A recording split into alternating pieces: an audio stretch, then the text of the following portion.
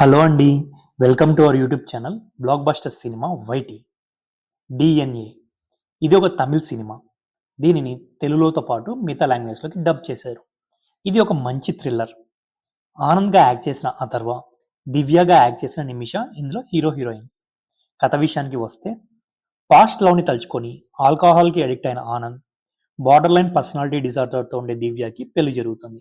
వాళ్ళ లైఫ్లో నెక్స్ట్ జరిగే ఇన్సిడెంట్స్తో కథ రన్ అవుతుంది. వీళ్ళకి పుట్టిన చైల్డ్ని స్వాప్ చేశారా లేదా కిడ్నాప్ చేశారా అనే కథాంశాన్ని థ్రిల్లింగ్గా బాగా చూపించారు.